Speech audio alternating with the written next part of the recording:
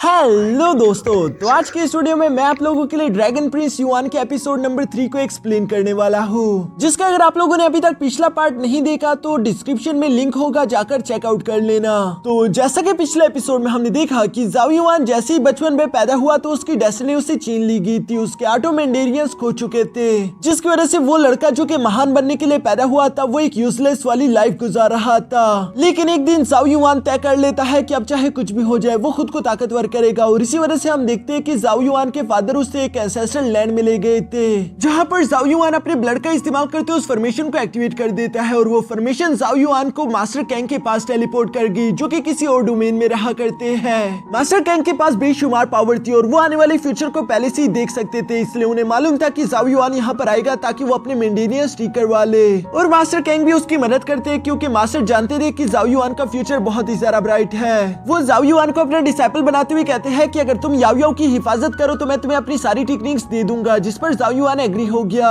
Master Kang भी खुशी खुशी अपनी सारी टेक्निक्स जाओ युआन को पास आउट करके उन्हें वापस से अर्थ पर भेज देते हैं, जिसके बाद हम देखते हैं कि मास्टर जाओ के पीछे वहाँ उसी प्लेनेट पर 3 गॉडली कल्टिवेटर्स आ गए थे, जिनके साथ वो अकेले फाइट करते हैं, और इस खतरनाक फाइट की वजह से हम लोगों को ये भी मालूम हो जाता है कि मास्टर जुआन की रियल ताकत क्या है। अब आगे दोस्तों, तो इस वीडियो में आगे बढ़ने से पहले मैं आप लोगों को एक एनिमे के बारे में बताना चाहता हूँ, जिसका नाम है सीलिंग आइसलैंड। ये कहानी है एक गॉडली कल्टिवेटर की, जिसे एक इंसानी लड़की से प्यार हो जाता है। कहानी काफी जरा जबरदस्त है, जिसका सीजन 2 भी जल्दी आ जाएगा, और इसके सीजन 1 को ऑलरेडी मेरी लड़की वाली दोस्त ने नरेटर अली वाले चैनल पर अपलोड कर दिया। मुझे तो वो बहुत ही ज्यादा पसंद है, I mean, उसकी एक्सप्लेनेशन बहुत ज्यादा पसंद है। आप लोग भी जाकर देखो, यकीनन आप लोगों को भी वो एक्सप्लेनेशन बहुत ज्यादा अच्छी लगेगी, और अगर हो सके तो मेरे दोस्त को मेरी तरफ से थोड़ा सा प्यार दिखाना, क्योंकि आज से वो भी मेरे नरेटर अली चैनल पर मेरे साथ वीडियोस को एक्सप्लेन करेगी। आप लोगों को जो भी एनिमेस पसंद हो आप लोग कमेंट करके बता सकते हो, आप लोगों के लिए वही एनिमे एक्सप्लेन कर दिया जाएगा।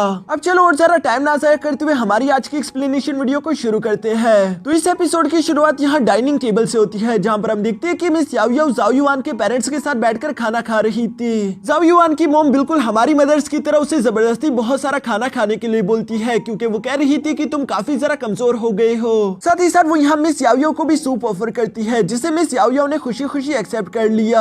टुन टुन को भी वो सूप चखकर काफी जरा पसंद आ रहा था। तभी दूसरी तरफ हम देखते हैं कि जाओ किंग अपने लिए वाइन भरने लगते हैं, जिसकी स्मेल लेते हुए याओ याओ कहती है कि आखिर ये किस तरह की दवाई है, क्योंकि इसकी जो खुशबू है वो मुझे काफी जरा पसंद आई। जिस पर जाओ युआन की मॉम जवाब देते हुए कहती है कि ये कोई दवाई नहीं बल्कि ये वाइन है, और ये लड़कियों के लिए बिल्कुल अच्छा नहीं। लेकिन दूसरी तरफ मिस याओ याओ तो यहाँ जिद करते हुए कहती है कि मैं ये चखना चाहती हूँ, जिस पर तो जाओ किंग के पास भी दूसरा कोई रास्ता नहीं बचता, और वो यहाँ वाइन का जग लेकर मिस याओ याओ को पकड़ा चुके, जहाँ पर मिस याओ याओ ने तो डायरेक्टली जग से ही वाइन पीना शुरू कर दिया। यहाँ पर मिस याओ याओ को ऐसा करता हुआ देखकर युआन और उसके पेरेंट्स तो सिर्फ देखते ही रह गए, क्योंकि मिस याओ याओ दिखने में काफी जरा खूबसूरत लग रही थी, और वाइन पीने के बाद मिस याओ याओ कहती है कि ये काफी टेस्टी है। दूसरी तरफ मिस किन्यो यहाँ पर गुस्सा होती हुई कहती है कि जाओ किंग देखो तो सही, तुमने एक बच्ची को बिगाड़ दिया। जबकि ये कहते हुए अचानक ही उन्होंने खांसना शुरू कर दिया। मिस याओ याओ को महसूस हो जाता है कि मिस किन्यो की एनर्जी काफी कम पड़ गई, इसलिए वो फौरन अपने पास से एक जेड लोटस फ्लावर आर्टिफैक्ट निकालकर यहाँ मिस किन्यो को ऑफर करते हुए कहते हैं कि प्लीज इसे एक्सेप्ट कर लीजिए, ये आपकी एनर्जी को वापस से ठीक कर देगा। जिस पर मिस किन्यो मना करते हुए कहती है कि नहीं नहीं, इसकी कोई जरूरत नहीं, वो तो बस एक मामूली सी वाइन है, भला इसके बदले मैं इतना कीमती ट्रेजर तुमसे कैसे ले सकती हूँ। दूसरी तरफ जाओ युआन तो यहाँ पर अपनी मॉम की फिक्र करते हुए कहता है कि मॉम प्लीज इस आर्टिफैक्ट को एक्सेप्ट कर लीजिए, मैं मिस याओ याओ का ये एहसान जरूर चुका दूंगा, अभी के लिए आपकी सेहत ज्यादा इंपॉर्टेंट है। जो सुनकर आखिरकार मिस किन्यो मान गई। तभी अचानक वहाँ पर एक सर्वेंट आते हुए जाओ किंग से कहता है कि एक बहुत बड़ी इमरजेंसी हो गई,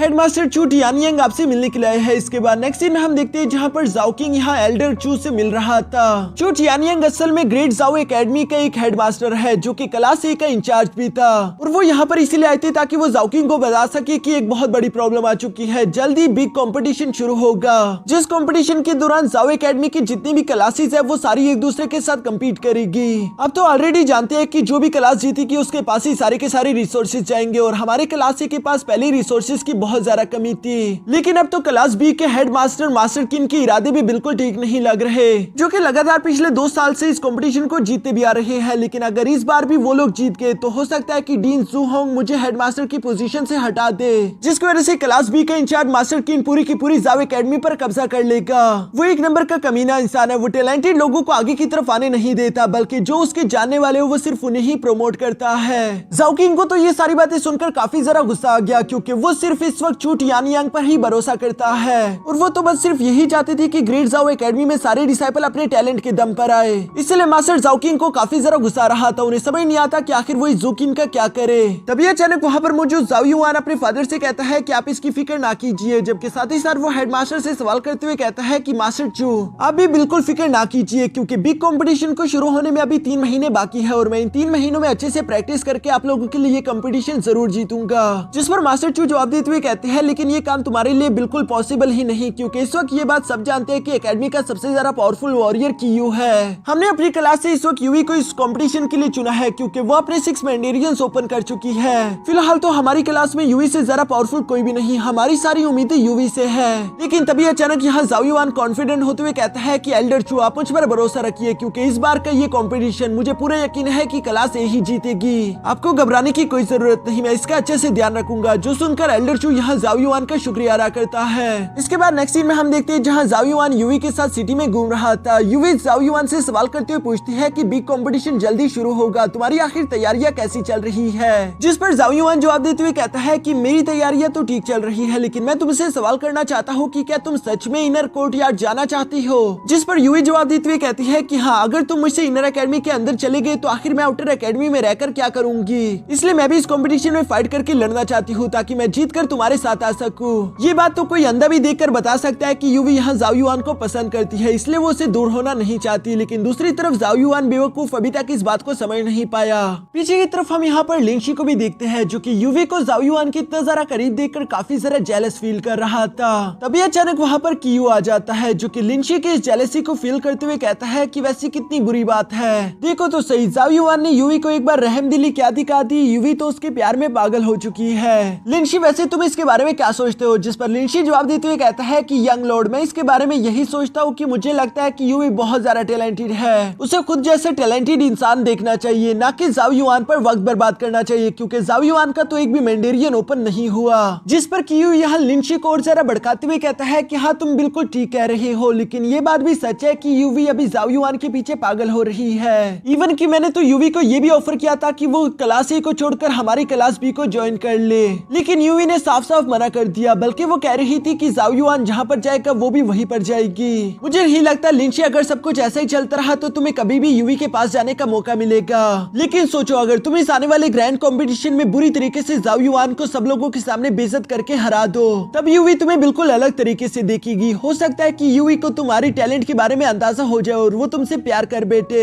जो सुनकर लिंशी जवाब देते हुए कहता है कि कियू जो भी तुम कह रहे हो वो बिल्कुल ठीक है, लेकिन ग्रैंड कंपटीशन में किसका सामना किससे होगा ये हम लोग डिसाइड नहीं करते, बल्कि वो तो लॉटरी की मदद से डिसाइड होगा। जिस पर कियू जवाब देते हुए कहता है कि तुम उसकी फिक्र मत करो, क्योंकि मैंने पहले ही अरेंजमेंट्स कर दी है, बल्कि मैंने तो जाओ युआन के 2-4 पुराने और दुश्मनों से भी बात कर ली है, वो लोग भी जाओ युआन के साथ फाइट करेंगे। अगर उन लोगों ने जाओ युआन को ना हराया तो तुम्हारी बारी आएगी। यहाँ ये बात सुनकर तो लिंशी काफी जरा खुश हो गया कि उसे जाओ युआन का मुकाबला करने को मिलेगा, इसलिए वो खुश होते हुए कहता है कि कियू आखिर मैं तुम्हारे इस एहसान का शुक्रिया कैसे अदा करूंगा। जो सुनकर कियू जवाब देते हुए कहता है कि नहीं ये तो कोई बड़ी बात नहीं, लेकिन अगर फिर भी तुम मेरे एहसान का बदला चुकाना चाहते हो तो ग्रैंड कंपटीशन के बाद मेरी क्लास बी को ज्वाइन कर लेना। जो कहने के बाद कियू वहाँ से चला जाता है। कियू के जाने के बाद लिंशी यहाँ जाओ युआन की तरफ देखते हुए कह रहा था कि बस एक बार ग्रैंड कंपटीशन में तुम्हारा और मेरा सामना हो जाए। जाओ युआन मैं तुमसे वादा करता हूँ कि मैं तुम्हें सबके सामने इतनी बुरी तरीके से हराऊंगा कि तुम किसी को मुंह दिखाने के काबिल नहीं बचोगे।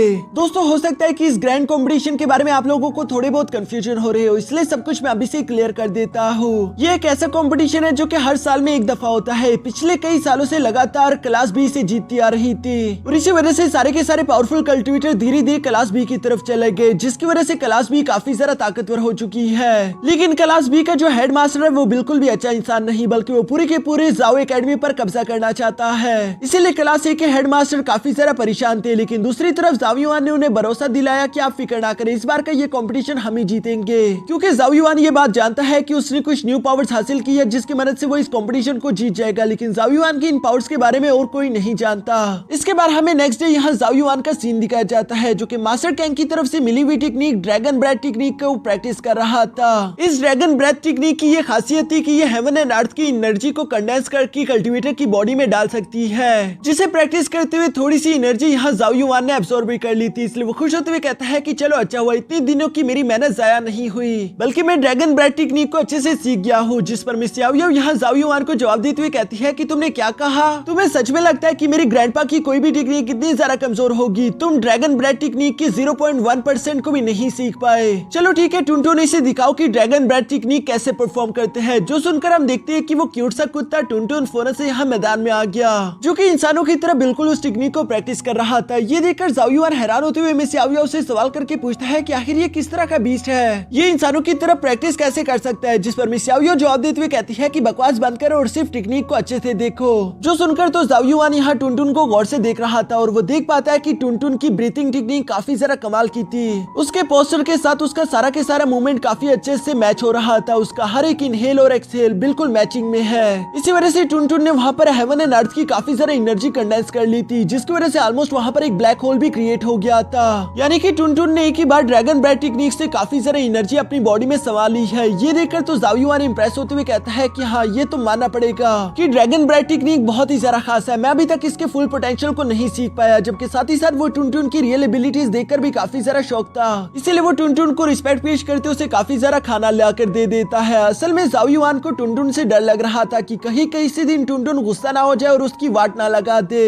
यहाँ टुनटुन को खाना खिलाने के बाद हम देखते हैं कि जाओ युआन ने एक बार फिर से ड्रैगन ब्रेथ टेक्निक को प्रैक्टिस करना शुरू कर दिया था और इस बार वो ड्रैगन ब्रेथ टेक्निक को पहले से ज्यादा बेहतर परफॉर्म कर रहा है। जो देखकर तो मिस याओ याओ भी यहाँ जाओ युआन की तारीफ करते हुए कहती है कि वाओ, तुम काफी जल्दी सीख गए। दूसरी तरफ हम देखते हैं कि जाओ युआन ने इस ड्रैगन ब्रेथ टेक्निक की वजह से काफी ज्यादा एनर्जी एब्सॉर्ब कर ली थी, जिसकी वजह से उसके मैंडेरियन ठीक हो सकते हैं, लेकिन साथ ही साथ उसे काफी ज्यादा इंटरनल पेन भी हो रहा था। मिस याओ याओ तो ये देखकर जाओ युआन से कहती है कि हाँ, तुमने क्या सोचा था कि ये टेक्निक इतनी आसानी के साथ तुम मास्टर कर लोगे? शुरू में इसमें काफी ज्यादा दर्द होता है, मैं तो तुम्हें समझा भी नहीं सकती कि शुरू में मुझे कितना पेन हुआ था। ये कहते वो जैसे ही जाओ युआन की तरफ देखती है, जाओ युआन तो दोबारा से अपनी जगह पर खड़ा हो गया और उसे अब कोई तकलीफ नहीं हो रही थी। जो देखकर तो मिस याओ याओ को अपनी आंखों पर यकीन नहीं आता। जबकि दूसरी तरफ जाओ युआन तो दोबारा से ड्रैगन ब्रेथ टेक्निक करने के लिए रेडी हो चुका था, क्योंकि वो काफी ज्यादा खुश होते हुए कहता है कि ये टेक्निक बहुत अच्छी है। अगर मैं इस टेक्निक को जल्दी जल्दी परफॉर्म करूँ तो हो सकता है कि मैं जल्द से जल्द अपने सारे के सारे मैंडेरियंस भी अनलॉक कर लूं। मिस याओ याओ तो उसे डांटते हुए कहती है कि क्या तुम मरना चाहते हो? ड्रैगन ब्रेथ टेक्निक को कोई भी इंसान दिन में एक बार ही परफॉर्म कर सकता है, क्योंकि इसमें काफी ज्यादा पेन होगा। जिस पर जाओ युआन जवाब देते हुए कहता है, लेकिन मैं तो बिल्कुल नॉर्मल फील कर रहा हूँ, ऐसा लगता है कि मैं दूसरी बार भी इस टेक्निक को प्रैक्टिस कर सकता हूँ। ये सुनकर मिस याओ याओ अपने मन में कहती है कि कहीं ये इसी वजह से तो नहीं क्योंकि जाओ युआन जब पैदा हुआ था तो उसके ऑटो मैंडेरियन शुरू से ही ओपन थे, साथ ही बचपन में उसके पास ड्रैगन ब्लेसिंग भी थी। हो सकता है कि ये इसी वजह से इतनी ज्यादा दर्द को आसानी के साथ झेल पा रहा हो।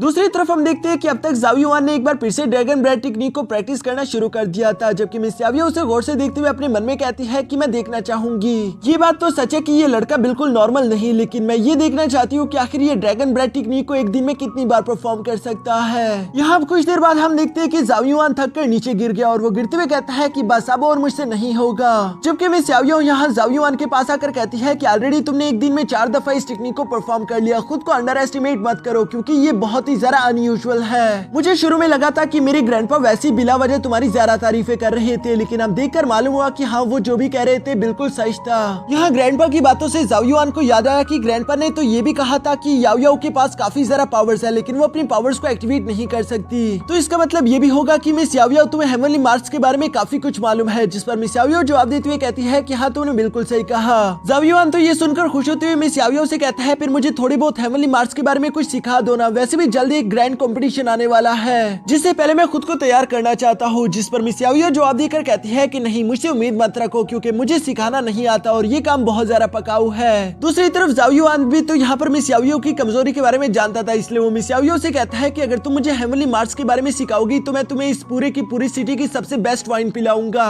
जो सुनकर तो मिस याओ याओ फौरन एग्री हो गई और वो यहाँ जाओ युआन से पूछते हुए कहती है कि बताओ कि आखिर हेवनली मार्क्स को बनाने के लिए सबसे इंपॉर्टेंट चीज क्या है। जिस पर जाओ युआन जवाब देते हुए कहता है कि वो है सोल। मिस याओ याओ भी ये सुनकर जवाब देते हुए कहती है कि हाँ, तुमने बिल्कुल सही कहा, लेकिन जाओ युआन क्या तुम देख पा रहे हो कि तुम्हारी सोल कितनी ज्यादा कमजोर है? तुम सिर्फ एक लेवल 1 के हेवनली मार्क्स को भी बड़ी मुश्किल से क्रिएट कर पाते हो। अगर तुम्हें मुझसे ट्रेनिंग चाहिए और तुम चाहते हो कि मैं तुम्हें पावरफुल हेवनली मार्क्स के बारे में सिखाऊं तो उसके लिए तुम्हें अपनी सोल को और ज्यादा स्ट्रॉन्ग करना होगा, जिसके लिए मेरे ग्रैंडफादर ने ऑलरेडी तुम्हें केओस वॉइड टेक्निक दी थी। अगर तुम उसका इस्तेमाल करो तो जल्दी तुम अपने सोल को स्ट्रॉन्ग कर सकते हो। ये सारी बातें सुनकर हम देखते हैं कि नेक्स्ट डे से जाओ युआन ने अपनी सोल को स्ट्रॉन्ग करना शुरू कर दिया था, जहां पर वो अपने केओस वॉइड टेक्निक का इस्तेमाल करता है। इस केओस वॉइड टेक्निक की वजह से हम देखते हैं कि जाओ युआन की सोल सोइल एक अजीब सी खाली स्पेस में पहुंच गई थी, जहाँ पर जाओ युआन के सामने एक ब्लैक होल पोर्टल भी आ जाता है और साथ ही साथ जाओ युआन को एक आवाज सुनाई देती है जो कि जाओ युआन को इस टेक्निक के बारे में समझाते हुए बोलती है कि तुम्हें इस पोर्टल के पार जाना होगा, जो कि इस तरह के टोटल यहाँ पर 9 पोर्टल्स है। जैसे जैसे तुम इन पहले पोर्टल्स को पार करोगे तो तुम्हारे ऊपर एक प्रेशर पड़ेगा। अगर तुम्हारी बॉडी उस प्रेशर को झेलने की काबिल हो जाए, इसका मतलब तुम्हारी सोल स्ट्रॉन्ग हो चुकी है। लेकिन याद रखना, ये प्रोसेस पूरा की पूरा दर्द से भरा होगा। जाओ युआन भी ये सुनकर समझ जाता है कि इस टेक्निक का नाम वैसे ही केओस नहीं है। इस टेक्निक में मुझे काफी ज्यादा दर्द होगा, लेकिन जाओ युआन ये दर्द झेलने के लिए तैयार था क्योंकि वो खुद को ताकतवर करना चाहता है, जिसकी वजह से हम देखते हैं कि जाओ युआन तेजी के साथ मूव करते हुए फौरन से उस फर्स्ट पोर्टल के अंदर इंटर हो गया। लेकिन दूसरी तरफ आते साथ ही अचानक उसकी सोल पर काफी ज्यादा प्रेशर पड़ा, जिसकी वजह से वो वहीं पर डिस्ट्रॉय हो गई और जाओ युआन बिल्कुल उसी बाहर पहली वाली जगह पर आ जाता है, जहाँ पर जाओ युआन दर्द से कहता है कि ये बहुत ज्यादा खतरनाक था,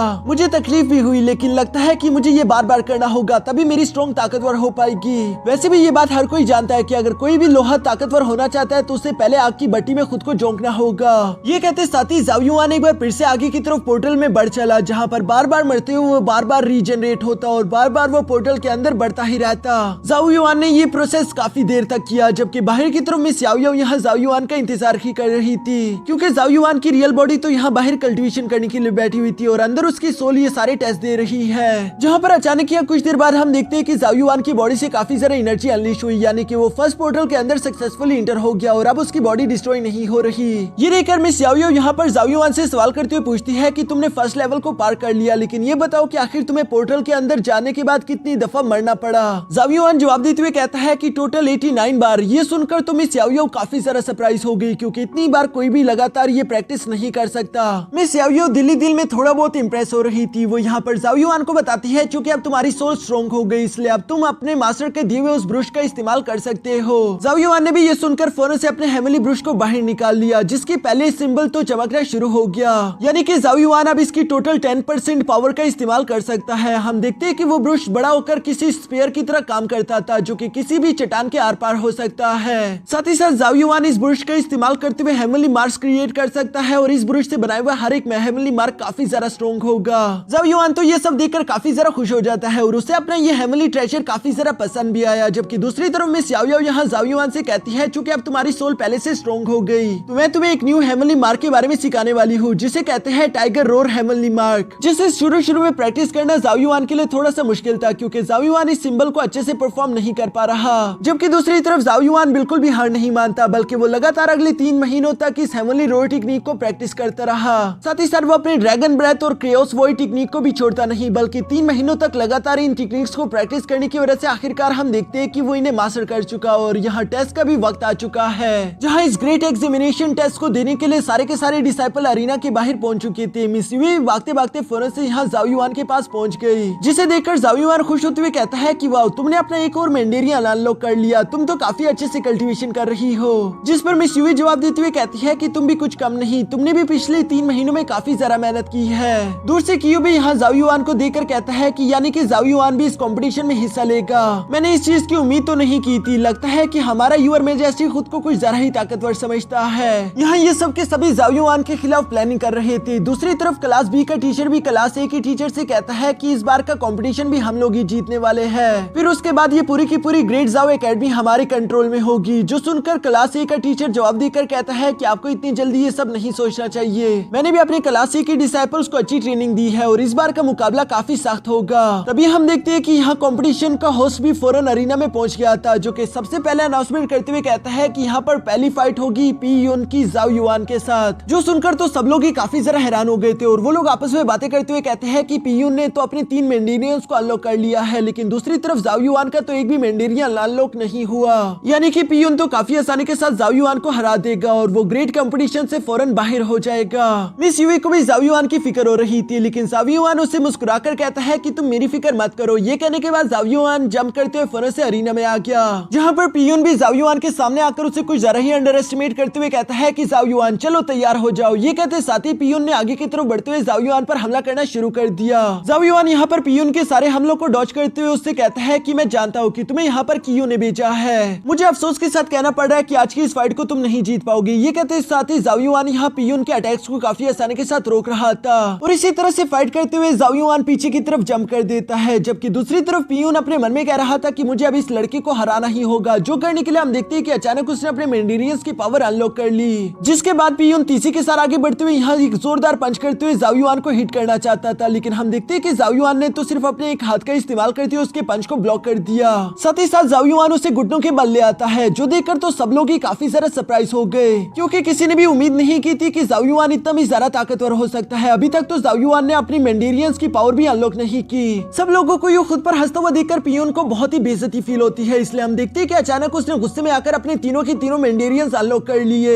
जिन सब की एनर्जी का इस्तेमाल करते हुए गुस्से के साथ यहाँ सीधा जाओ युआन की तरफ भी बढ़ रहा था। लेकिन दूसरी तरफ जाओ युआन तो बहुत ही कूल तरीके से यहाँ पियून को एक ही लात में हिट करते हुए अरीना से बाहर पटक चुका, जो देखकर तो कियो और उसके सारे दोस्तों का मुंह खुला की खुला रह जाता है, जबकि इवन यूवी भी सरप्राइज हो गई थी। जाओ युआन भी यहाँ पर फ्लेक्स करते हुए कहता है कि मैं पहले राउंड को जीत गया, तुमसे लड़ना तो ऐसा था जैसे कि मैं किसी बच्चे से लड़ रहा हूँ, अभी तक तो मैंने अपने हेवनली मार्क्स की पावर भी एक्टिवेट नहीं की थी। और इसी तरह से फ्लेक्स करते हुए जाओ युआन वहाँ से कूल तरीके से अरीना से नीचे की तरफ रवाना हो गया। कियो को तो ये सब देखकर जाओ युआन पर बहुत ही गुस्सा आ रहा था, लेकिन दूसरी तरफ हम ये बात जानते हैं कि जाओ युआन ने एक tiger roar heavenly mark technique सीखा है, जिसकी एबिलिटी कितनी खतरनाक है ये तो हम लोग नेक्स्ट एपिसोड में ही देख पाएंगे। और इसी के साथ हमारा ये एपिसोड यहीं पर खत्म हो जाता है। अब दोस्तों अब आप लोग मेरी दोस्त की एक्सप्लेनेशन को भी जाकर चेकआउट कर सकते हो, जिसका लिंक मैंने नीचे डिस्क्रिप्शन में दे दिया है, और यकीनन आप लोगों को वो सीरीज काफी ज्यादा पसंद आएगी। अगर दोस्तों आप लोगों को उसकी एक्सप्लेनेशन अच्छी लगी तो प्लीज वीडियो को लाइक कर देना और एक कमेंट भी कर देना, लिंक नीचे डिस्क्रिप्शन में है।